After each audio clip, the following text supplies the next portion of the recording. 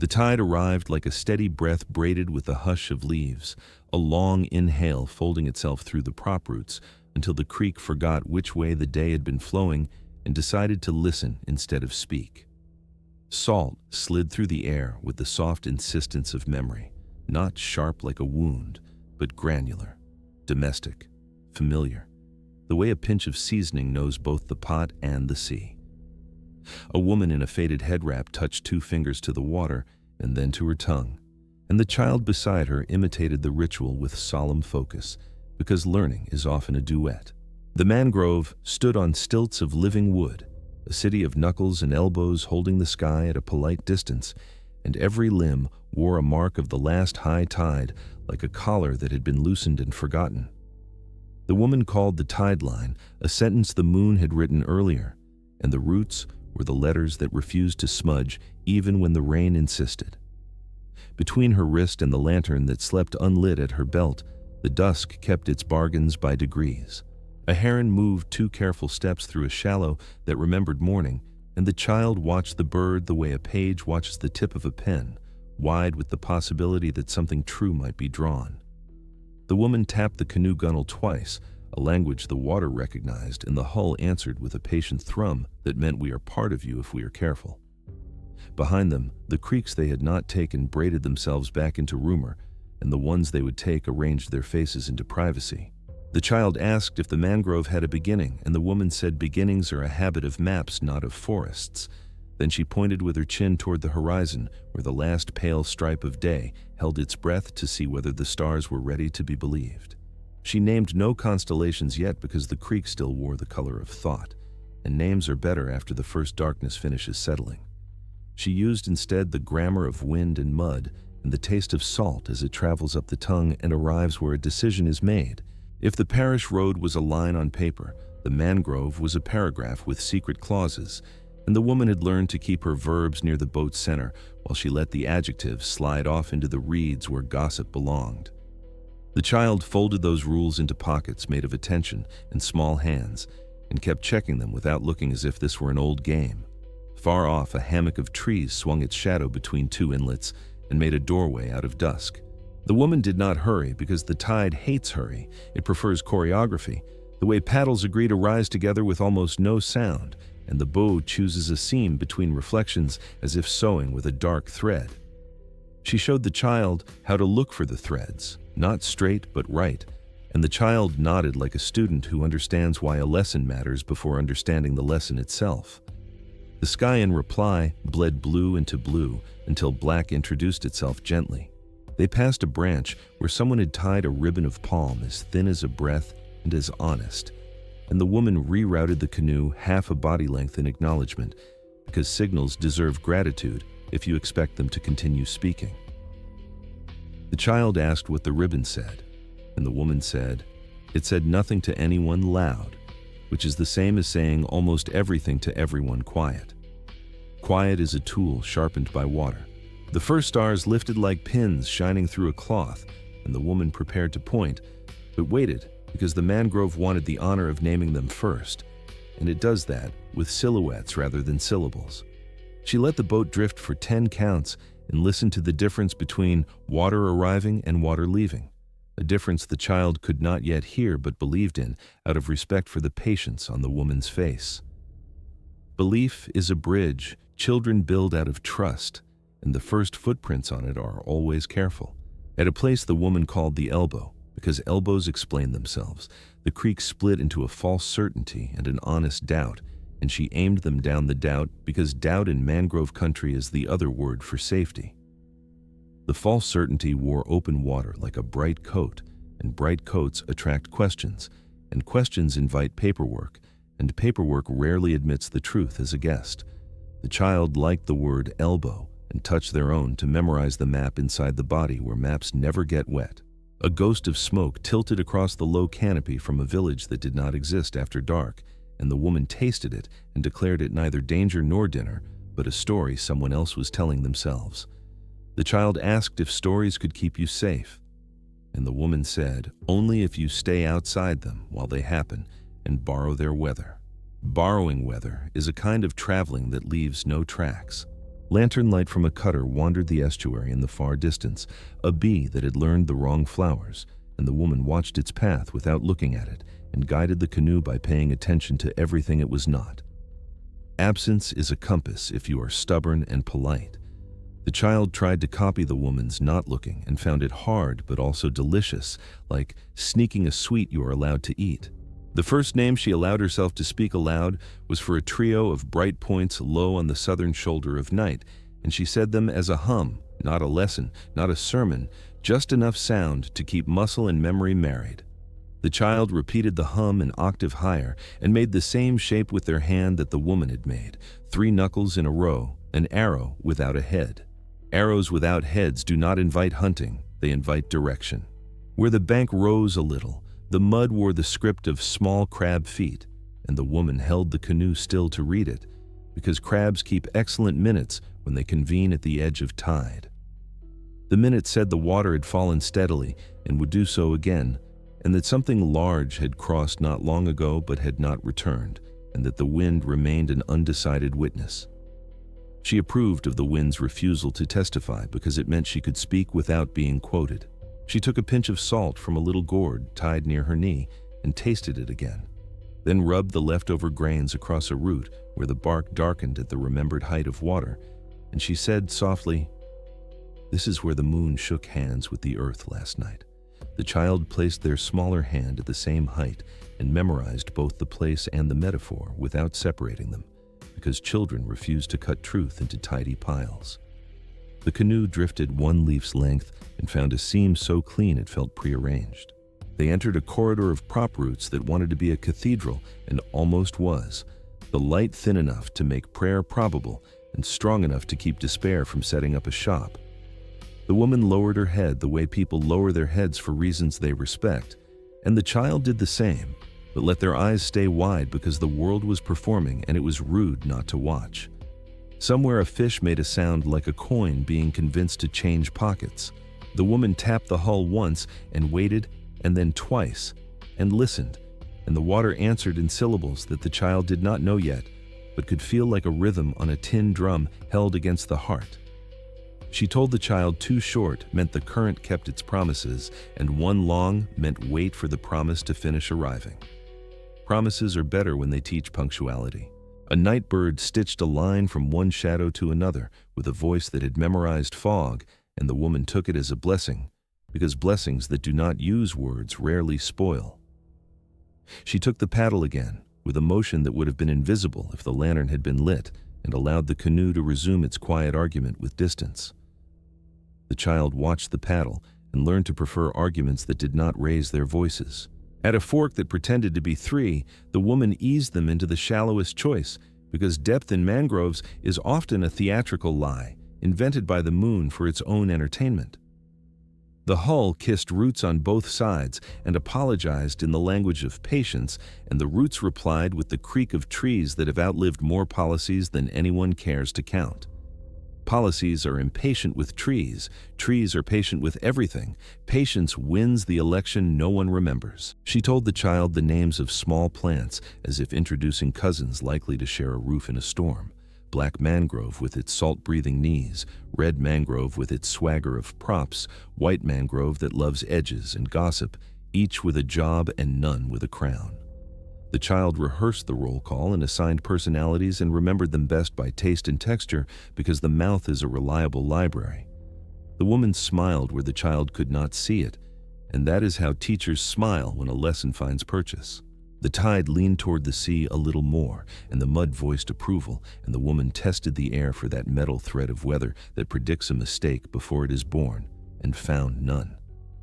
She reminded the child that night is generous if you pay attention in small bills and greedy if you try to buy it with a speech. They both counted their attention as if it were coin, slow, exact, refusing to drop any. When the canoe slid under a bough that had grown wrong on purpose, the woman lifted the palm ribbon tied there and retied it with a fisherman's knot that means someone tolerant passed and someone careful followed. She left the ends uneven, because unevenness turns human, and the mangrove listens more kindly to human than to perfect. Perfect wastes time. Human saves it. They paused to let a school of silver juveniles knit itself around the bow like a hem, and the woman explained how hems keep cloth from unraveling and therefore boats from telling on themselves.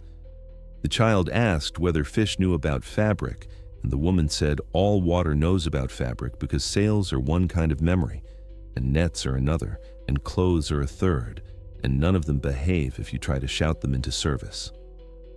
The fish moved on when the conversation ceased to concern them. Far off, a conch called with the discretion of a question asked under a table, and the woman delayed her answer, because questions like that prefer to be answered by the right distance rather than right away. She instead let the paddle feather out of the water so clean it felt like taking off a ring you still love, and she held still, letting the conch decide whether it had anything else to add. It did not, which is a kind of permission. The child began to hum the three-knuckle song again, lower this time, a secret duet with the leaves themselves, and the woman did not shush, because a song that fits inside a mouth without spilling is the safest kind to carry. She kept the time with the softness of her breath, and the canoe absorbed the meter until water and wood were agreeing like old friends who have become family by rehearsal. Rehearsal is what courage does when no one is filming. The creek widened into a thought, and then narrowed into a decision, and the mangrove cathedral leaned together above them, like elders planning a kindness the young do not yet know they need. The woman reached for the unlit lantern, not to strike it, but to weigh it, because weight is a sentence the arm reads before the mind approves the meaning. The lantern agreed to be patient, and so did the night. They came to a shallow bar where the bottom wrote its initials in sand, and the woman slid them over it sideways, because forward would have argued, and arguments leave fingerprints. The child felt the scrape as a friendly word underfoot, and the woman felt it as a small receipt paid to the earth for passage. Receipts do not chase you if you fold them neatly and put them where they belong. At last, the first firm star she had been waiting for climbed past a sliver of cloud like a coin recovered from between planks, and she pointed without pointing, a chin, a breath, a look, and the child followed the invisible line to the bright and stood up taller by a year without growing. She named the star not for the book, but for the village that used it to brew morning, because names should pay the rent where they live. The child nodded like a landlord who has just recognized a good tenant. The creek ahead split again, but the right arm carried the reflection of that star like a seal pressed into wax, and the woman chose it for that reason alone, because reasons tied to light have the best manners. She told the child to memorize where on the water the sky will accept invitations and where it will refuse, and never to beg a reflection to behave. Begging makes poor maps. Begging also makes poor mornings. They slipped into that right-hand hallway, and the wind shrugged the leaves just enough to dismiss anyone who did not belong, and the woman murmured a thanks that sounded like a tide knot. The canoe answered with a small bow, and the child with a smaller one, and the mangrove with a long, slow exhale that ended where their next breath began. The labyrinth that breathes accepted them, not as owners and not as guests, but as sentences inside its paragraph, properly conjugated at last. Night did not fall so much as settle, a shawl drawn over water that had finally chosen a direction, and the woman lifted her chin to the low seam where sea and sky bargained, because star reading at mangrove height begins where constellations stoop to become practical and where names mean less than positions held with stubborn grace. She told the child that the sky at this latitude keeps its promises close to the horizon like coins in a careful pocket, and that you rid by angles, not stories, until the stories prove themselves by pointing the same way twice. She tapped the gunwale with a finger that had learned silence the way other fingers learned scales, then showed how breath can be ruler and metronome, how 4 slow exhalations carry you from one root shadow to the next without arguing with the current, how stillness is the cleverer paddle when questions ride the wind like gossip looking for ears.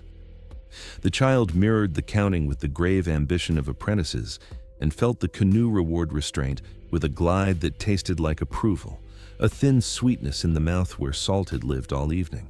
On the bark of a red mangrove, the tide had left a pale necklace, a chalky smear the height of a careful hand above the child's crown, and the woman traced it with a knuckle to say, This is yesterday's paragraph break in the book, Water Rights. This is how far the moon pressed its case before it conceded to gravity's modesty. This is the margin where our mistakes are forgiven if we keep them small. She rubbed a grain of star salt between finger and thumb so the child could hear the faint grit that proves memory has a body, then flicked it back to the creek with a gesture that told the night, we are borrowing you, not owning you. She did not teach Orion as a hunter, because hunting had talked too much in these islands. She taught 3 bright buttons, low and neat as a tailor's pride, and showed how the belt leans a breath toward south at this hour, and how that slant is a hinge you can hang judgment on when every creek mouth courts you with confidence it is not earned. The child drew the line with their hand and added the tilt to a pocket where other small truths clicked into place and began to keep each other warm. They moved past a blind channel that tried to act like a road by widening and oiling its surface into flattery. And the woman said, "Flatterers are for daylight and magistrates, not for people who prefer to see morning," then steered them instead into a narrower seam where the stars stitched themselves between leaves into a grammar too modest to brag. She hummed a little to keep time, not a tune so much as a thread that bound muscle and attention into a single working braid. And the child took the other end and learned to pull without fraying. When the wind arrived with the smell of iron, the woman paused to listen for the shape of weather hiding in it, because iron on air promises either rain or ship or both, and neither should be greeted with a high voice.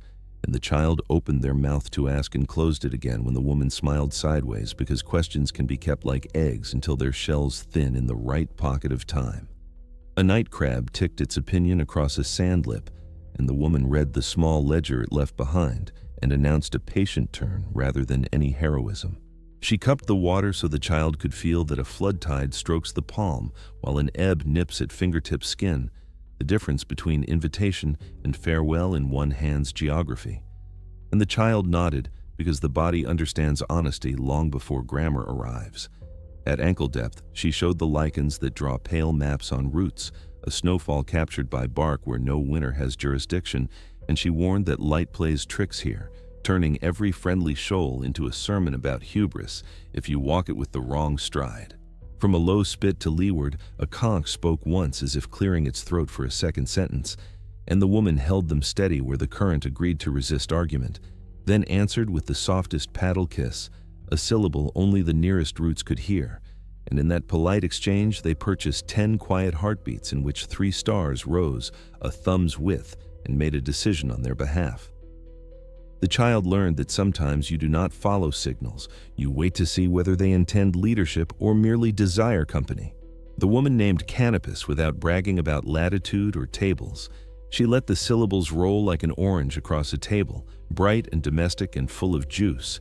And she said, "Remember, it sits low and refuses to climb, a dignified guest who will not rearrange furniture to suit itself.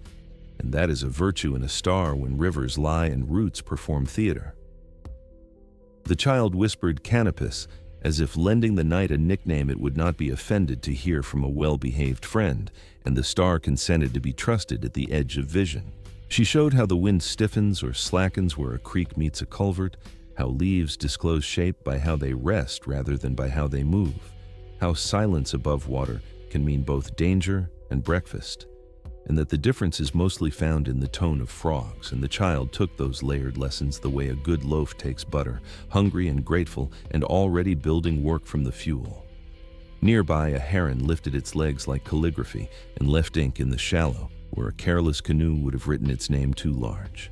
They came to a place where root columns stood 2 arm spans apart like cousins refusing to quarrel in front of a child, and the woman said, "Mind the courtesy of old wood," then angled them through with a motion small enough to be taught to a thumb, and the canoe complied in gratitude because crafts that have carried weight prefer to be asked rather than told. The child reached out and did not touch, the first and best obedience of the well-taught, and the woman rewarded that discipline with a story about how salt keeps vegetables honest and sailors alive, and routes remembered when ink is expensive or unsafe. In the thin water beyond, Bubbles told a slow arithmetic about something large that had passed and would not return before the tide turned carriage and not rider, and the woman set the paddle like a question mark and let the current draft an answer in the region where boat and river negotiate without translators. The child counted the bubbles and tried to make a mathematics from intervals, and failed gently, and learned that some numbers are kept by the river itself in a ledger you consult only by patience. Across the low canopy, the Southern Cross did not so much appear as permit itself to be noticed, a modest signpost preaching proportion to a world that prefers boastful architecture, and the woman used not the cross but the line it suggests toward the pole that refuses celebrity here, because guidance is often a shadow of a thing rather than its face. The child sketched the invisible line with a fingertip and committed the angle to an inventory of trustworthy tilts against which future lies could be measured quickly and without rancor. The canoe glided by a reach where villages hang their mornings to dry, and every pole carried an elder stain of salt, a calendar the sea keeps because paper grows bored, and the woman had the child place a palm at each line and feel how yesterday lingers like a shy guest and how tomorrow climbs behind it, not impatient, merely attentive. She said that bodies keep tide marks too, in scars and habits, and the way the neck turns at a sound it learned to love or fear, and that reading those lines is as useful as reading stars when companions grow quiet for reasons you are not owed. A low drumming walked the water to them, not urgent, not a muster, only that polite domestic rhythm that means stew will not scorch and kettles will not whistle unattended. And the woman answered with 2 fingers on the hull, 2 short, 1 long, which is to say, we hear you and we respect your distance and we know how to wait. The child drummed the pattern against their own breastbone to keep it somewhere the tide cannot edit, and the mangrove, which has witnessed more codes than flags ever have, approved by letting the breeze forget their names. A lantern flickered far off where law prefers to stand because open water is a mirror for uniforms that like to admire themselves, and the woman trained the child in how not to watch danger directly, how to let the unlit side of your face collect the necessary facts while the lit side keeps faith with the business of arriving. She taught that fear has poor eyesight and will mistake confidence for absence if you rehearse confidence in small, true gestures, and the child rehearsed until their shoulders lowered by the width of a sigh. They turned at a stump that had learned to be useful by dying, its crown worn smooth by hands that never told their own stories, and tucked into a chute no wider than a promise keeps, and the woman made the child recite the names of plants again, but faster this time, because speed is not always the enemy of accuracy. Sometimes it is the tutor, and by the time the chute softened into a basin, the child's tongue had learned both taxonomy and the mercy of cadence. She rewarded the lesson with a sip of sweet water from a gourd that surprised taste after so many versions of salt, and the child laughed in the register of relief, which is the best pitch for night. They beached on a patch where roots braided themselves into a floor, and the woman taught the blessed ritual of stillness that does not squander warmth, how to crouch with gratitude in the ankles and patience in the lungs, how to listen for news in the way mosquitoes choose or refuse your skin. And while they listened, the sky shuffled its deck and set out 3 new cards at the horizon, each a small appointment kept. She named none of them for kings or hunters or tragedies. She named them for fish runs and wind shifts, and a grandmother who insisted bread rise no matter how the world behaved.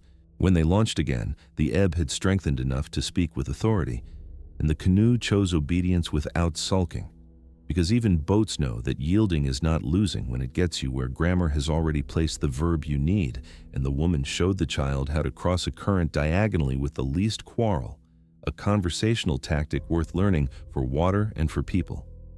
They slipped from shadow to shadow the way careful readers move from footnote to footnote when the main text is being dramatic. A false bank offered a hard silhouette, and the woman tested it with a thrown seed that described a curve more honest than the line did, and so she denied the bank the honor of being believed.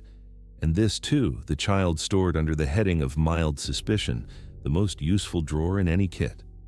She spoke of stars again, not as bosses, but as colleagues who keep their desks tidy, and how low, bright ones near the sea mirror the modest excellence of neighbors who never make a meeting longer than it needs to be. They passed between 2 leaning roots that scratched each other's backs in the night wind, and the woman whispered a thanks to the architecture of accident, because accident raised most of the roofs that ever sheltered good work, and the child, who'd been awake for the age of a small island, yawned with a courage that trusted adults to keep promises, and that trust made the canoe lighter by exactly as much as hope always weighs when it remembers to attend. The woman shifted them half a paddle's width to avoid a sulk of silt, and then, because the hour allowed, finally lit the lantern low enough to offend nothing living. The light made a bowl again and put bread-colored edges on roots that had been all ink and grammar, and in that bowl the woman laid a last lesson for the night, that stars are loud when you ask them the right question and silent when you want permission to lie. That salt on the tongue is a rosary. The sea lends to people who pray by doing, that maps drawn on paper are polite introductions, while maps sung into bone are family. The child pressed a hand to the warm gourd of the lamp as if to sign for a parcel, received and then released it, and the night, which likes manners, signed also.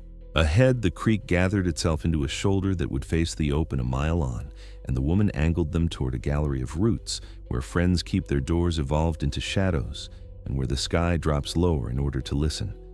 And she said softly that reading stars at sea level is not about height but humility, not about owning a direction, but borrowing it and returning it unscuffed. The child nodded a last nod that contained both fatigue and victory, and the canoe, satisfied, tucked itself under the mangrove's patient breath as if into a pocket the world had sewn exactly for this body on exactly this night. They rested there until the tide's sentence calmed itself into a pause, and the frogs edited their chorus from proclamation to lullaby. And in that pause, the woman sealed part 2 of the lesson with the smallest kiss of salt to the child's brow, a benediction the sea will never file. And then they slept the kind of sleep that counts stars without waking, and the constellations which admire modest students stood watch without billing for their time. By the time a thin rumor of dawn rehearsed itself in the east, the child's mouth had already learned to pronounce direction without fear, which is a dialect most people spend a lifetime failing to speak. The night decided to grow thinner instead of darker, a kind of clarity that prefers secrets, and the creek widened into a hush so flat that sound could walk across it without wetting its feet. The woman raised a palm, and the child stilled, because stillness is how you invite quiet to speak in its first language. Somewhere behind mangrove ribs, a small drum spoke 3 syllables into the water, the kind of voice that chooses wood because air repeats gossip. 2 short, 1 long, the rhythm of patience with a backbone, the shape of waiting made audible to those who have practiced listening. She tapped the canoe once in reply, the hull answering like a throat clearing gently in church, then laid her palm flat as if to bless the planks into silence. Signals that stay shy live longer than flags, and the drum, satisfied by modest company, retreated into the leaves. Smoke began as a possibility and then became a plan, a thread of breath coaxed through wet leaves so it would stoop and linger close to the skin of the creek. High smoke is a headline, low smoke is a whisper. Tonight needed whispers with good manners. The child watched the woman feed a fist of damp frond into an ember the size of a coin, then saw smoke kneel and roll like a cat that has decided to trust a porch. It carried no smell of alarm, only the suggestion that cooking might be happening somewhere respectable and not here. Across the open reach, paddle claps echoed like hands applauding a story they hoped not to hear again, spaced wide to mimic amateurs. A decoy canoe was writing a chapter for the wrong audience, building a rumor out of rhythm for uniforms that prefer easy plots. The woman leaned their boat deeper under a bale of roots where barnacles made a necklace of patient teeth.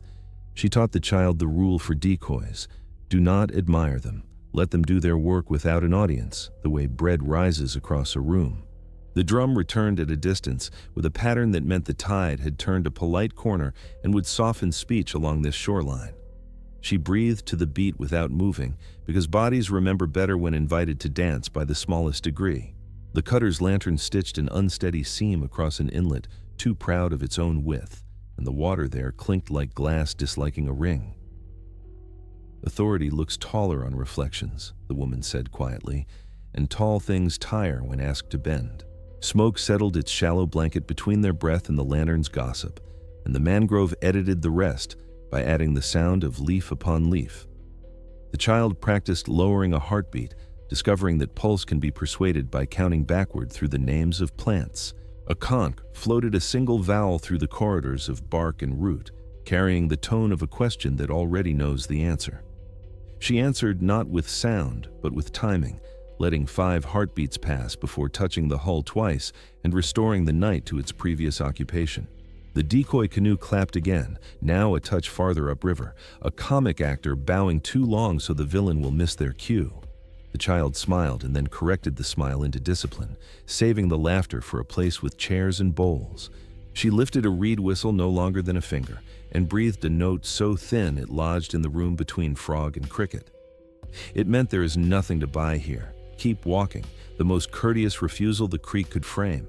On the mud at the elbow of their hiding place, fiddler crabs rehearsed parade steps that counted time better than clocks. The woman traced their scribe work with the edge of a nail and judged that nothing heavy had passed who did not regret it. Smoke napped on the water and made the lantern over the channel look like a star practicing modesty, a rehearsal for better behavior. The child discovered that mist has edges you can learn by breath alone and leaned into that education with grateful ribs. She told a story without nouns about drums that move recipes as well as people, about pots that must be stirred and gates that must not. The child understood that logistics is a cousin of prayer, both requiring attention to time and heat and the possibility of arrival. Another pattern rose, staggered triplets that meant the far-right creek would tolerate travelers who preferred polite haste. The woman filed it with the angle of a certain star and the taste of a certain wind and the way the mangrove had parted its hair over that entrance since yesterday. She crumbled a pinch of salted ash into the ember boat and watched the smoke take on the accent of rain. Rain voices make patrols impatient. Impatience prefers taverns. Taverns grow chairs when the storytelling is good. From the left, oars misbehaved with confidence that stomping rhythm authority uses when it wants to be overheard. She let the canoe answer with the sound of plant shadow, which is to say, no sound at all, and shadow liked the job. The child pointed to the drum, and she lowered the hand gently, because pointing is for names you can afford to lose, and no one here pays with names. Instead, she touched 2 fingers to the child's sleeve and drew a slow circle, the sign for we belong to the background until the background grows friendly. A mullet threw itself once into the treaty of air and water and returned embarrassed, a perfect alibi. The child giggled into a shoulder, and the shoulder accepted the confession and sealed it under skin. They waited while the decoy's applause discovered a new audience around a bad bend, the sound growing thrilled with its own bad acting. Bad acting is an ally when performed at distance. Up close, it looks like danger reading from a script. The woman checked the lantern with a professional's tenderness and decided unlit was still the correct grammar. She tasted the breeze again and nodded as if the moon had agreed with her edits. Smoke thinned until it became opinion instead of weather, and she teased it into a final ribbon that curled under a low arch of roots. Then she let the ember drown like a letter remembered long enough to be burned kindly. The drum paused, the conch kept its counsel, and the frogs promoted their chorus to lead vocals. Permission arrived disguised as boredom, and boredom is the only ally you cannot bribe. She angled them into a seam that had earlier looked like a crease in a dark fabric, letting the bow sew with very small stitches. The child counted the stitches like beads and discovered the prayer hidden in arithmetic. Over the shallows, mangrove knees rose like punctuation marks, commas holding breath between clauses of water. She threaded them with a sentence that refused adjectives and therefore did not arouse suspicion. Behind them, the decoy's claps became geography for someone else's map and then fell away into the jurisdiction of silence. In front of them, a new dark widened, the kind that keeps its promises in the low register. A heron accused them with a glance and then forgave them with a wing, which is standard law in places that prefer fish to paperwork. The child bowed to the wing because gratitude improves balance, and balance is everything on a boat small enough to remember your name. She breathed 2 short, 1 long into the reed again, and the trees shifted nothing at all, which is how they show approval.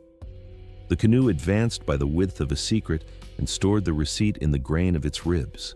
Distant voices drifted where uniforms like to listen to themselves, as warm and dull as stories told by sleep at a table. The woman steered the child's attention not away but into something truer, the precise angle where the wind lost interest in them. They slipped across a mouth that pretended to be lake, and she let the paddle write only verbs: pass, slide, hush, become. Nouns are for when you want to be caught, verbs are for traveling. A final drum phrase, soft, syncopated, the rhythm of someone satisfied their message had landed without incident, fluttered through leaves and vanished into comfortable night. The woman nodded toward the sound's aftertaste, which smelled faintly of cassava and consent. She told the child that misdirection is not lying if it points harm away and keeps truth fed. The child repeated the sentence and discovered it fit in the mouth like bread.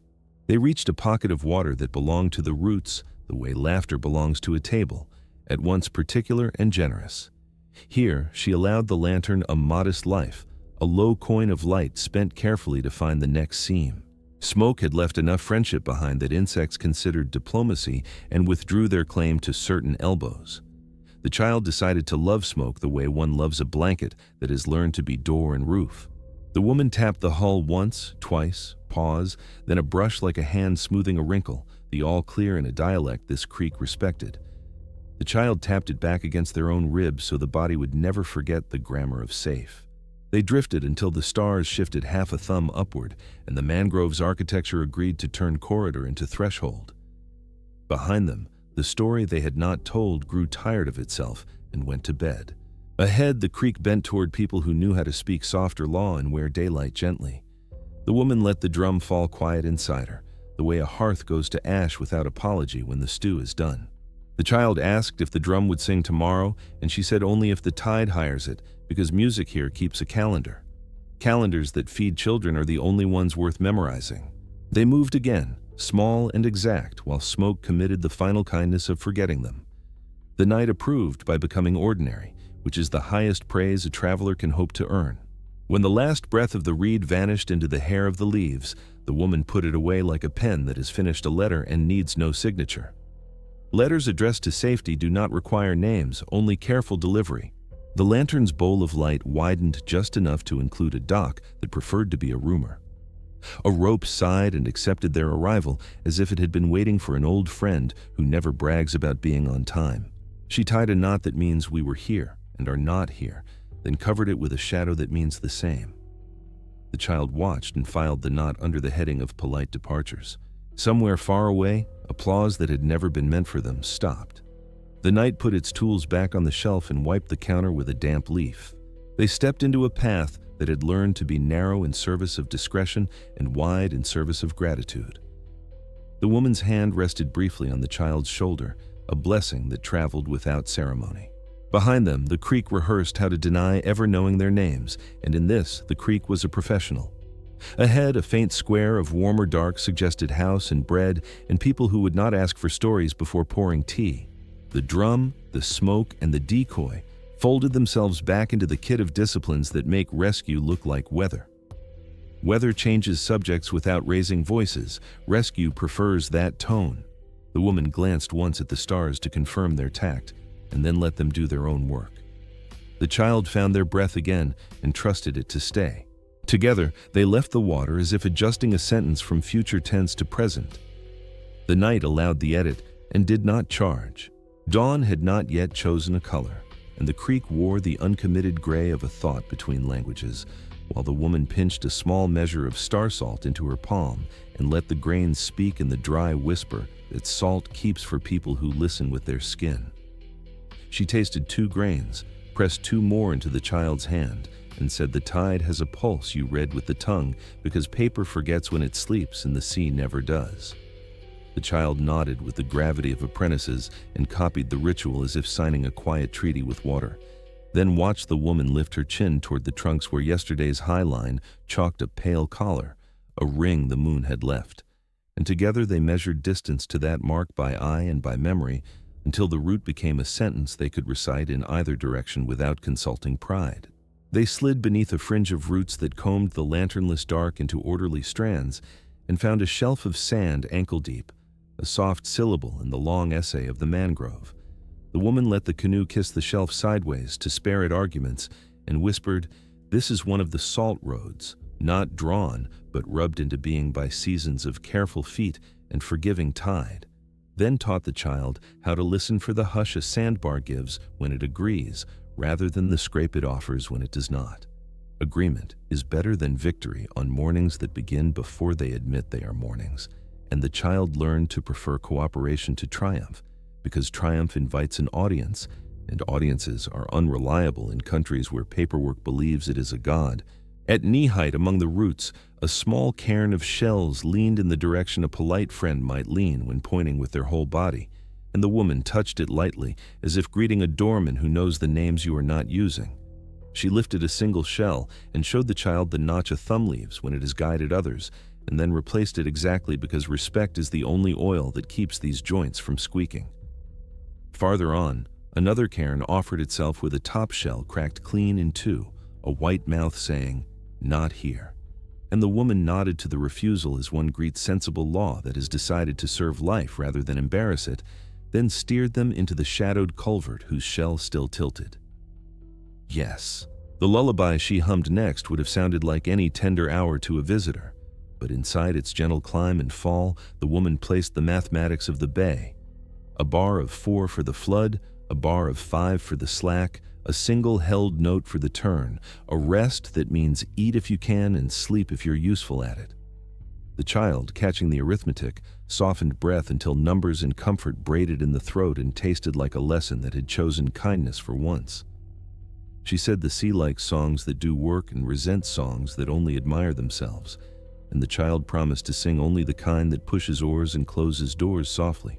A heron carved a serif on the margin of a shallow and disappeared into the grammar of mist, reminding them that elegant things are often opinions that learn to walk, and the woman tapped too short against the gunwale to register tide, as if clocking in for a shift whose only wage was distance.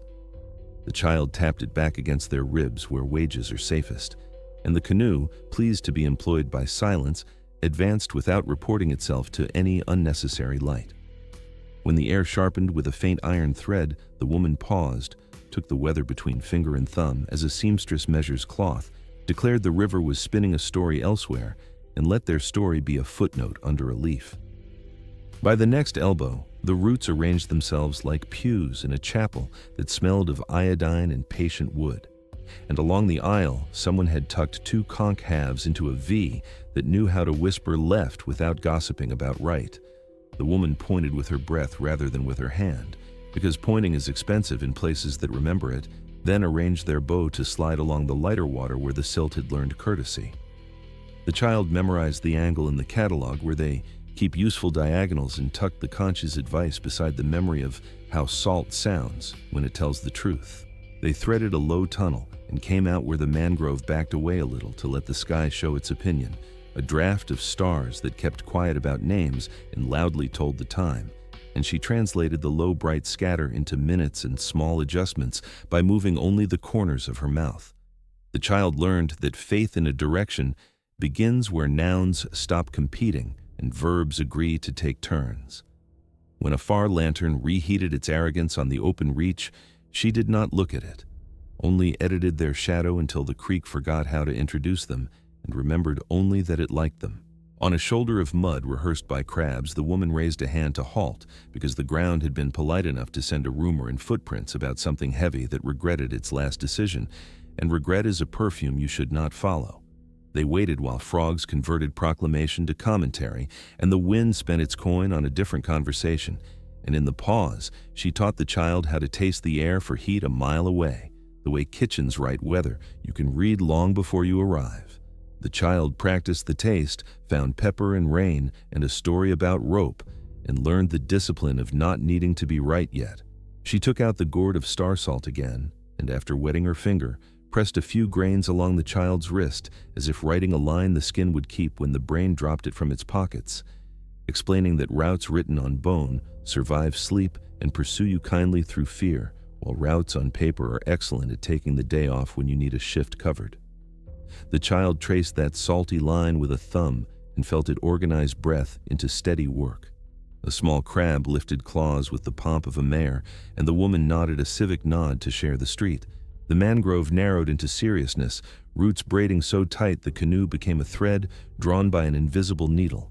And here, the shell markers hid inside shadow like good advice waiting to be asked. The woman found the first by feel rather than sight, and the second by the smell of dry calcium in wet air, then rocked the hull in a rhythm that persuades silt to step aside without taking offense. The child matched the little weight shifts the way you match a dance you love before you learn its name, and discovered balance is just attention that decided it enjoys work.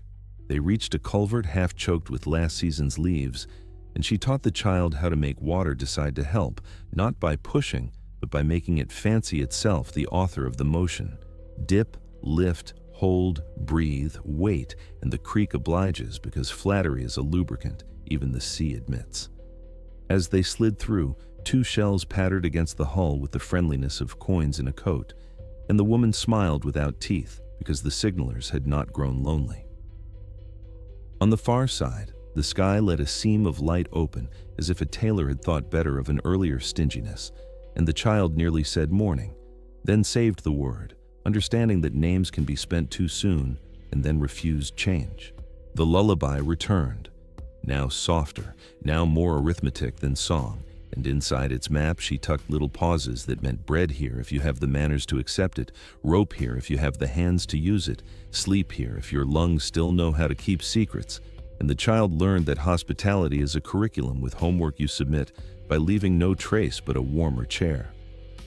The canoe, hearing chores in the music, kept time with the grooves in its ribs and brought them to a bend where roots stepped back like ushers. In the distance, the cutter's lantern wandered the theater of open water and played hero before an audience of waves that prefer comedies about wind.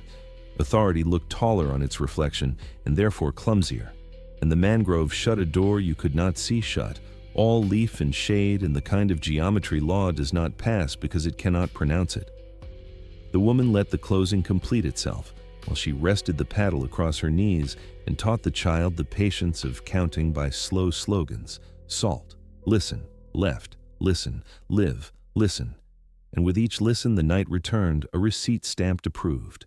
From a low branch, a strand of palmetto ribbon hung like a sentence waiting for its verb, and she supplied it by tying a quick fisherman's knot that meant someone careful is past and promises to send careful people after, then trimmed one end short, leaving the other long to indicate incoming tide, because even a ribbon enjoys the dignity of grammar. The child memorized the knot by letting fingers make it twice in the dark without thinking, which is the only honest way to file knowledge you intend to rely on when frightened. They moved on with the attitude of guests who know how to stack their plates after supper without being asked. At the next confluence, the water to their left shone like a new coin, and the water to their right sulked like an old debt. And she chose the sulk because sulks draw less conversation, and conversation is the enemy of roots that depend on memory rather than applause. The child accepted the choice and converted it into a diagram of preference to practice later when asked to choose between honest discomfort and flattering danger. Past the sulk, a ridge of oysters clicked under the gunwale like teeth, politely deciding not to bite, and the woman thanked them for their restraint without words. When the wind shifted from the south with the damp promise of empty lanes in a nearby hamlet, she slowed the canoe to let the promise match pace and be believed, then taught the child why belief should be timed to other people's chores. When kettles lift lids and markets set baskets down, when doors yawn and shutters practice disinterest, you step lightly across a town's page and write nothing but the date. The child imagined the page and wrote the date in breath to test the inkless pen of the body. Towns are flattered by visitors who do not disturb their handwriting, and the woman intended to flatter exactly that much and no more. A new shell cairn waited at a height that would brush a shoulder if pride were worn too high, and atop it, a small curled fragment had been turned backward, a small private joke that meant watch for a dog with opinions. The woman nodded at the warning, touched the child's sleeve, and rehearsed the posture of neutrality that makes animals yawn, then mirrored that posture herself until even mosquitoes lost interest. Neutrality is not lack of care, she said. It is care dressed for a part the street understands. They entered a pocket where roots built a floor good enough to accept weight, and here she let the lantern live a little, trimming the flame down to a coin whose light could afford no conversation but that between their feet and the next seam. Inside the small bowl, she opened the gourd of salt again and pressed a pale line across the child's brow, not to mark them, but to persuade courage to settle exactly where fear keeps its chair. The child let the sting of crystal be a signature that would not smudge and whispered, a thank you to the body for deciding to be architecture instead of a rumor. When the drum far away tried 2 experimental triplets and then reconsidered, she answered with nothing at all, because the best reply to experiments is sometimes to let them be inconclusive. The child learned the power of abstaining with grace and wrote it beside the rule about diagonals and the rule about sulks that protect you. Meanwhile, the sky rehearsed a lighter gray that might one day find it within itself to be blue, and the mangrove took that under advisement. On a bank where crabs had edited last night's minutes into this morning's agenda, she stopped to sink her fingers into the mud and lift a smell that said the tide would shake hands with the moon again an hour from now at a height friendlier to roadless people. And the child inhaled the same and believed it without asking for proof, because the proof was already in their bones in the flavor of salt and the habit of listening. She hummed the lullaby once more, adjusting one beat as one edits a date, and the child smiled because the song had changed and therefore the world was paying attention. The lantern's coin dwindled, then died with the quiet pride of a light that understands economy.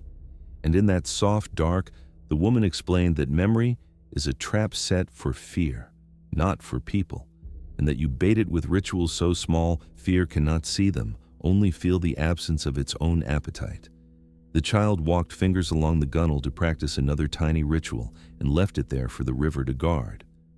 Guarding is a profession the river enjoys when not asked to volunteer for speeches. They waited while the mangrove finished closing around the mistake the cutter's lantern had hoped to make of them, waited without trying to own the waiting, and in that pause, the woman retied her head wrap so the knot sat like a compass at the temple, then passed the tail across the child's shoulder, because warmth is the first direction worth taking. The child leaned into the fabric as if into a map printed in threads and found it legible without letters. Finally, the air loosened and the frogs declared the next paragraph ready, and she raised the paddle with the courtesy of a guest asking to clear the dishes and slid them forward through a corridor that had just been invented for them by luck and attention and the willingness of shells to mean what they have meant for a long time. As they went, the child touched the cairn they passed like a doorframe on a birthday, because passage deserves to be counted somewhere. The body can find it later without asking for anyone's permission. They came to a bend where the mangrove offered a little theater box with a view of a threshold town's outer kitchens, a scatter of roofs practicing steam, and the woman let them rest with the patience that recognizes how many chores it takes to arrive looking like you belong. She pointed, not with finger or chin, but with the way her breath shortened and lengthened, and the child read the cue correctly and smiled the small smile of a person who knows which play they are in. The salt on the child's brow had stopped stinging and started remembering. And that is how roads become ours without ever being owned. Behind them, the creek folded the night away into drawers labeled used well and used poorly without telling which belonged to whom. And ahead, the town's softer law adjusted its tie and prepared to look busy while doing something kind. They would let their names stay folded for one more hour and unpack only what a kettle and a rope and a pencil could accept without demanding a story. Because stories spend people, and people here preferred to spend salt and time and the kind of courtesy that multiplies when divided. The woman cupped the water once more and brought it to her lips and to the child's, so that the taste of this exact corridor would live inside their mouths like a doorbell. And then she set the paddle, and the canoe obligingly became the sentence that moves a paragraph toward its merciful period.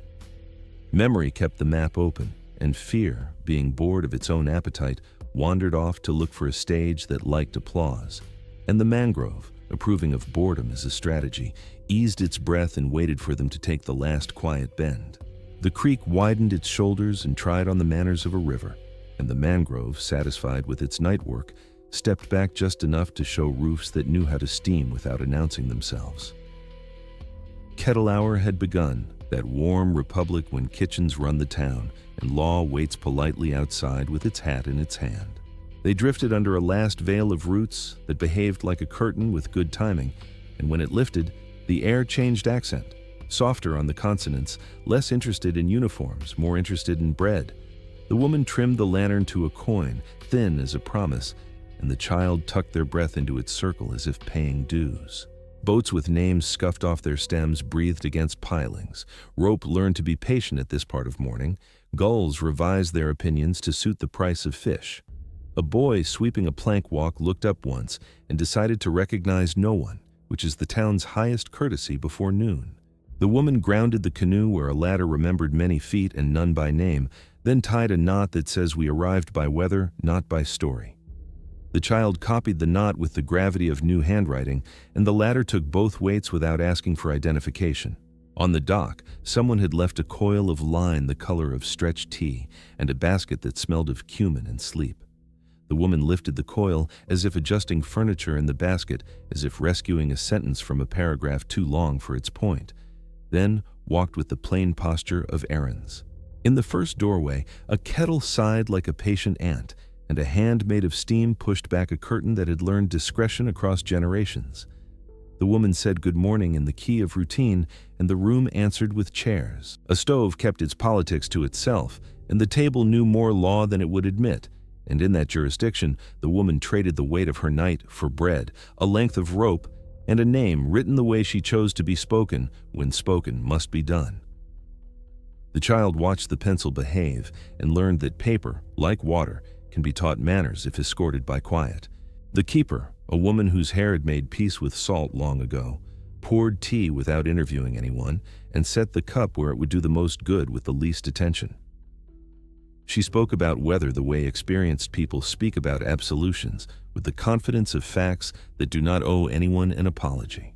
When the child reached for bread, she moved slow enough to honor the committee that had voted to put it there, flour and fire and patience each casting a ballot.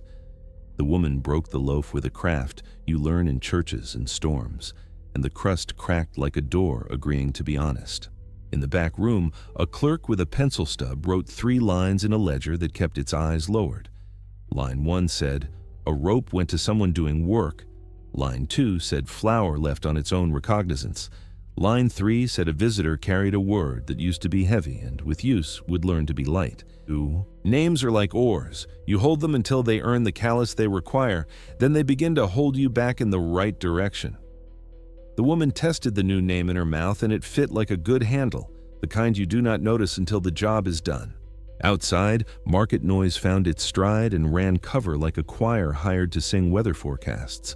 Scales argued the price of silver things that glittered, and a child with a bell made announcements that were really advertisements for tomorrow. The drum fell silent with the dignity of a tool between shifts, and gave the floor to the carts, which speak in a dialect of blade and wheel. Silence has specialties. Here, it specializes in making uniforms board. A pair of men with the look of documents glance through the harbor the way cats review a room, fast, proprietary, and uninterested in anything that refuses to flinch.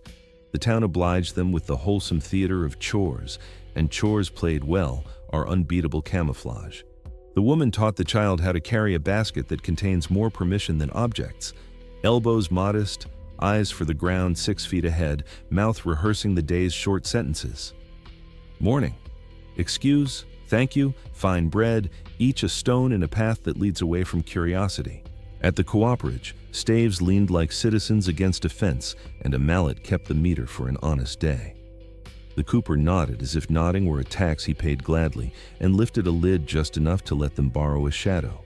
In that shadow, the woman passed the rope coil to a hand that had earned clean nails without ceremony, and received back a small square of paper that said nothing interesting to anyone who enjoys reading.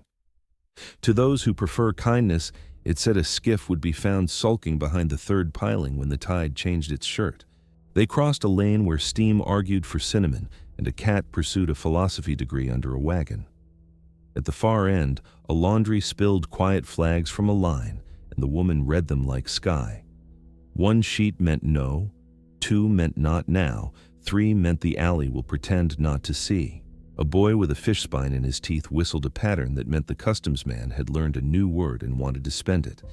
The woman smiled the kind of smile that wins no prizes and steered them by 2 corners and a silence into a corridor that smelled of cedar and permission. In the meeting house, benches auditioned as pallets, and windows practiced the art of looking plain. An elder, with hands like ledgers, closed the book on whatever he had been reading and opened the room on whatever they brought. He offered a chair for the child and tea for the woman, and a question that was also an answer. How tired? The woman said, "Enough," which in this dialect means, we remember everything we must and nothing that will hurt someone else. The elder nodded, which here is a signature, and pointed his chin toward a corner where a quilt lay folded into a geography that no longer had to pretend. The child touched a triangle that used to mean turn and found it meant picnic now, and the future grew a fraction more comfortable. From the street came the literacy of wheels and boots and chickens and a dog who had a sense of humor. People entered and exited the room with the professional care of actors who intend to close a play without anyone noticing it had opened. A minister arrived in shoes that had talked too much to stones to be pious about it and produced a ledger that stayed blank longer than usual, an act of mercy that pretends to be laziness. He added only what the law could forgive and what kindness could justify: a date, a town, a wage that existed because work would. The woman showed the child how to sign nothing with the posture of someone signing something, because posture is how paper reads breath. The child practiced dignity until it looked like comfort, and that was the day's smallest miracle. Near the quay, a stevedore lifted a crate as if the weight had asked nicely, and set it down as if tomorrow deserved it. He had a face built by weather and a memory arranged by ethics, which is to say, he remembered less each time he was asked more. The woman traded 2 buttons and a loaf end for a sentence whispered under breath. The cutter's lantern prefers the east mouth in an hour that hates rain. Rain was threatening to arrive anyway, which would make everyone agreeable in the way puddles make towns democratic. She folded the sentence into the child's sleeve, as if saving a coin for a bell, and walked toward the shop where someone sold paper that knows how to apologize. The shopkeeper wore spectacles that believed in holidays and offered a sheet so unassuming it could pass for a quiet day off. On that paper, the woman wrote a list that understood its job: soap, twine, 2 needles, salt. It was what it said and what it was not, and in that double work it kept 4 people indistinguishable from a dozen others doing nothing dramatic. A girl from a lane over brought a basket of lemons that had never left the island in their hearts and set it near the child with a look that tried to be nothing. The child answered with the international gesture for gratitude, shy of courage, a nod an inch tall and a breath you can hear. At the quay's corner, the decoys rehearsed their craft without vanity. One boy with a basket too empty, another with a question too loud. They corrected the posture of suspicion to point elsewhere and left no fingerprints on the redirected gaze.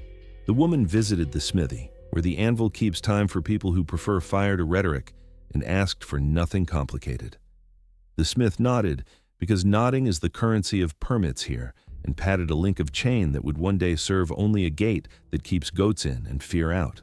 They ate at a table that had learned to forget crumbs without embarrassment and drank from cups that warmed hands made brave by work. The keeper brought a small cap of cloth with a neat seam and placed it near the child with a sentence about weather so kind it could have been a blessing. When patrol boots measured the lane, the town grew as picturesque as bread. The woman and child became the part of bread no one remembers later except by the comfort it gave, and the boots turned into distance. A printer's press coughed authority into the street and nobody flinched because the press prints receipts as readily as prayers.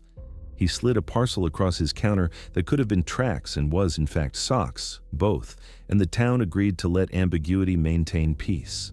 The woman asked after fairies as if fairies were a kind of fruit and received advice in the grammar of eyebrows. Eyebrows suggested that boredom would be available near the west pilings at the appointed change of mood. Time kept itself not by bells alone but by kettles, by the moment a baker opens a door and steam reveals a thesis about community. When that steam reached its favorite corner, the woman rose, adjusted the child's collar, and set their faces to that intersection where errands become exits. The skiff behind the 3rd piling behaved like furniture, which is to say dignified and useful. A man mending a net there looked up with the unfocused courtesy of someone who knows what things are worth and what things are priced. He spoke to the net about knots and to the woman about weather, which in this port are the same conversation. He recommended the seam of the channel that prefers modest currents and disapproves of drama, then returned to giving the net confidence. Before they stepped down, the woman touched the child's shoulder and gestured, without pointing, toward a doorway where another family waited with the same silence on their faces and a different impatience in their feet. Later, her hands would teach those hands how to carry a room without waking it. Later, the map would keep teaching because maps that move must multiply or they go out. She put 2 coins in a jar that was never empty and never full and belonged to nobody because it belonged to the work. The jar thanked her by not clinking, which is impeccable manners in towns that have learned discretion's gospel. A bell in the Anglican steeple told the quarter hour with the humility that comes after years of shouting and being ignored by fish. The sound splashed once against the quay and slid back into usefulness like water that agrees to be a road. The skiff accepted them without opinions. The Orlocks spoke a dialect that translators prefer to leave alone. She kept the lantern low enough to embarrass no one and high enough to find verbs in the water when nouns pretended to be essential. Market noise stayed behind and covered them with a blanket made of shopping lists and gossip about lemons. Gossip is the town's way of singing without hiring a choir, and it works for travelers the way roofs do. The cutter's lantern glowered at its reflection and lost, bored by its own insistence. Boredom, gentle, civic, reliable, saw them through the harbor mouth and into a seam of river that minds its own pronunciation. When the town was a rumor behind them, the woman breathed ledger-tight again, and the child returned to counting by plants. The skiff learned their weight the way a chair learns a friend, and the water revived its quiet grammar. She did not look back because leaving well is an art that pays forward. The town, which understands this gallery of arts, did not wave. Names stayed folded in a pocket that smelled of tea and graphite. Papers stayed quiet among socks. The rope played the part of honest rope. Wind put its hand on their shoulders, and the tide offered the polite escort it reserves for those who have remembered its birthday. The woman kept the oar in the language of steady and let jurisdiction change accents under the keel. The child, who had learned an alphabet of salt and smoke and conch, spelled comfort without trying and watched stars rehearse for evening. Behind them, kettles went on loving their jobs. In front of them, water rehearsed the law that likes to be spoken softly. Between kettles and water, an afternoon prepared itself to pretend it had never seen them. They traveled not as secrets, but as a kind of courtesy making its rounds, and that is the safest uniform available when uniforms forget their manners. The skiff, pleased to be a sentence that ends without a period, slid toward the next clause. When a gull laughed at nothing, they let the joke stand unexamined, because explanations are expensive, and daylight was paying for everything already. The woman dipped her oar the way a pen signs for a parcel, and the river, generous postman, delivered them to the margin where maps rewrite themselves into evening.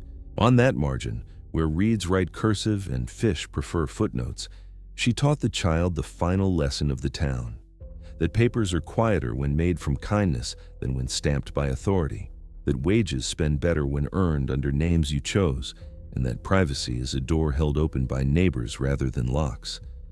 The child nodded and named the feeling not safety but practice, because this is how life would be done, not only how lives are saved. The tide turned in its usual music, and the skiff answered in its usual key, and the afternoon allowed itself to dim without theatrics. They carried their bread, their rope, their socks, and their practiced silence into a reach where stars begin to mean law, and the law remembers to be humble. The woman angled them toward the place where night keeps its pen, and the child took out the ledger of ribs and wrote 2 short, 1 long in the page that counts blessings. The town disappeared exactly as designed, no drama, all grace. And when they were far enough that gratitude could be spoken without leaving fingerprints, the woman said, "Thank you to the roofs that had agreed to be weather and the hands that had agreed to be doors." The river overheard and kept the compliment safe, where tides store their best rumors. They traveled on, not finished with crossing, but finished with one kind of danger, carrying a name that would not betray them and a list that would buy thread and mornings. The lantern, proud of its small employment, kept a bowl of light shaped for the next seam. Years changed their shirts without asking permission, and the mangrove kept breathing in the old meter, taking attendance of tides while the roofs inland learned a different weather and a quieter grammar. Gardens rose on stilts where crabs had once written minutes. Beans climbed as if remembering ropes, and rain left signatures the way good neighbors leave bread. In a yard that had graduated from mud to stoop, a conch called children to supper with the same vowel the night once used for warning. The sound arrived gentled by steam and the promise of sweet peel. Boys and girls came running with the defiance of safety, which is to say they did not hurry at all, and the conch retired its urgency without resentment. A drum that had learned to whisper now learned to celebrate, It kept honeyed company with tin cups and laughter, the skin taut for syncopation that required no lookout. Hands that once calibrated tide now calibrated joy, and joy, discovering it too could be precise, kept time for legs that remembered shallow water and chose dancing instead. Names lived on paper that did not flinch, a ledger that spelled wages without insult and dates without suspicion, and signatures grew taller just by being believed. The woman taught the posture of writing to a row of shoulders, the chin's small lift that persuades ink to respect who it serves. At the market, rope argued braid versus twist in the dialect of craft, and the vendor conceded that either buys tomorrow as long as you keep your promises. Soap traveled in brown paper that admitted nothing and confessed plenty, and the price was fair because eyes stayed kind. A schoolroom hoisted a slate where constellations learned the pronunciation of curiosity rather than survival. The teacher wrote Orion as buttons, crux as little compass, and the room voted for both truth and mercy. Children traced angles without swallowing fear, and star reading became a hobby that left no one colder than they arrived. Quilts folded themselves into birthdays, geometry retiring from patrol to join cake and candles.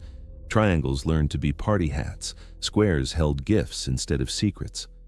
On wash day, a line of cloth waved hello to the wind, and the wind, flattered by honest work, behaved. The meeting-house ledger left a column for bread and another for buttons, a bookkeeping of tenderness that made accountants of grandmothers and democracy of errands. Bells told schedules rather than emergencies and still managed to be urgent about the goodness of tea. The printer's hands, stained with argument and ink, set type for receipts and sermons, and a flyer for a brass band that rehearsed on Thursdays behind the school. He misaligned 3 letters as a private liturgy, a reminder that the most faithful stories prefer a heartbeat over a ruler. On a festival evening, the drum walked the main lane at the head of cornets, and a child with a whistle who had never used it to hide. The woman kept the edge of the crowd like punctuation that refuses to over-explain, checking the seams of the day for leaks, finding only laughter where fear used to nest.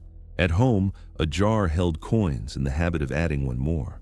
Beside it, a drawer smelled of cedar and policy, where rope waited to be useful and twine held nothing it didn't love.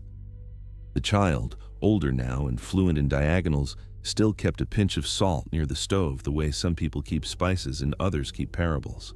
When storms came, neighbors checked latches instead of temper, and doors remembered to be ajar for the right feet. Latches, pleased to be trusted, performed to standard and asked for nothing but oil. On a winter-mannered evening, hymns rose in a church that had learned to sing history rather than orders. The extra verse about rivers returned to metaphor and took a pew with the elders. Windows fogged like friendly witnesses, and breath kept a gentle ledger. The woman updated her rules the way sailors sharpen knives, quietly, regularly, with respect for edges that earn their keep. Rule 1, rest is part of running. Rule 2, memory is cargo. Rule 3, tell it as music so it can travel unarmed and still arrive. She mentored hands that had not yet learned to tremble for the right reasons. She taught knots that mean we were here and are not here, and roots that mean we belong to the background until it grows friendly. Maps multiplied as manners, and manners multiplied as safety. And safety, unaccustomed to such work, did not complain. At a museum that didn't call itself one, a lantern blinked twice whenever its story was told, which science declined to explain and love refused to stop. A kettle steamed in remembrance, a conch pretended not to be central, and a tiny label read, used for arrivals and soup. Paper in offices upriver learned kinder English, and a clerk practiced not asking with professional elegance. He became famous for the speed of his stamps and the brevity of his eyes. People left with documents that faced forward and did not bruise when folded. The town voted to keep room for strangers and kept the vote honest by keeping chairs extra, plates extra, opinions modest. Strangers repaid the favor by becoming neighbors with an accent, which is the only kind worth listening to twice. Sometimes the world remembered cruelty the way an old knee remembers ladders, a twinge that advises caution without canceling the step. Vigilance moved to the high shelf where children cannot reach but can watch adults fetch it when needed. The shelf held tools, not trophies, and dust did not get a vote. News arrived by letter rather than rumor and took off its hat at the door. Ink behaved, truth learned to be punctual. The child, now someone others followed out of habit, read aloud at tables where steam tied bows in air. She kept the beat with the soft edge of a thumb on wood so the room could breathe together, because survival had taught rhythm, and rhythm had decided to stay even after survival clocked out. Under the table, her foot tapped two short, one long, not as code now, but as gratitude to the night that once listened. A boy asked if the stars still boss people around, and the woman said stars are colleagues, not bosses. And the boy laughed at the promotion. He went outside and pointed at Canopus as if calling an old friend by a nickname, and promised to be home before stories. The mangrove, visited sometimes like a cathedral with sand on the floor, kept its antiques in tide lines and shell phrases. It offered tours to those who knew to whisper. Roots remembered who had passed and refused to testify, the most sacred civic duty a forest can perform. On a certain anniversary, they brought bread and a drum to the water and did not speak names that preferred to rest. They spoke verbs instead: arrive, lift, mend, teach, and verbs clapped back like happy neighbors. Salt hung in the air the way incense hangs in other sanctuaries and refused to apologize for being ordinary. At home, quilts took naps folded on benches, and children took telescopes to doorsteps to practice curiosity without alarms. Someone drew a map in chalk that had no borders other than the edge of the stoop, and the rain promised to erase it kindly and leave the lesson. When old Fear knocked, new habit answered the door with soup, and Fear, unprepared for hospitality, forgot its speech. Soup collected its own votes for mayor and declined, citing workload. A letter arrived from a cousin's cousin who had learned herself a name in a different town. It smelled of lye, ink, and citrus, and it sat on the table like proof that angels are simply people with better timing. They read it twice and pretended not to have memorized it the first time. The woman, who still wore the knot at her temple like a compass in friendly weather, kept a little box of shells that no longer needed to say stop or go. When a child asked what they said now, she tipped the box into a bowl and let light answer. They said, stay for supper.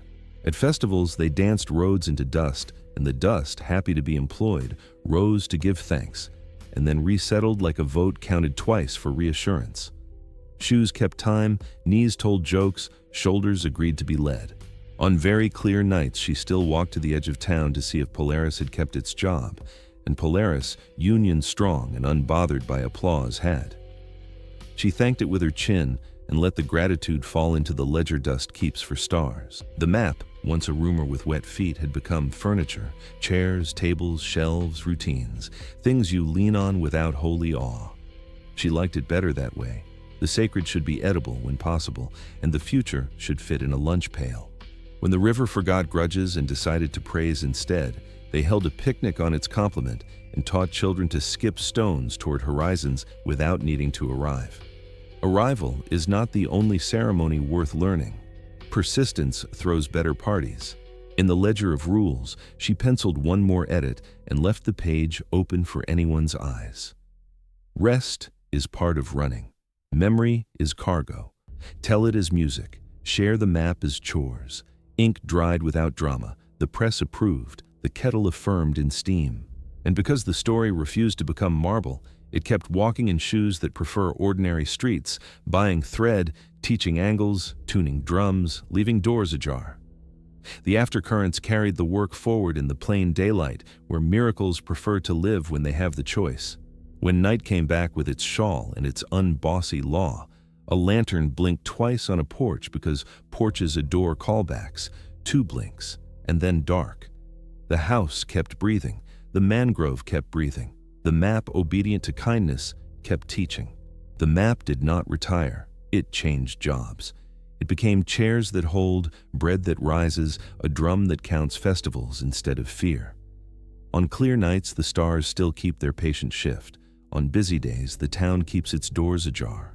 Memory travels best when it looks like chores.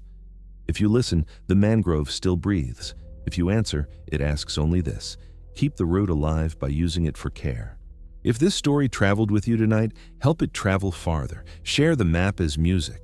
Like, subscribe, and pass it to someone who teaches, someone who cooks, someone who keeps a door ajar.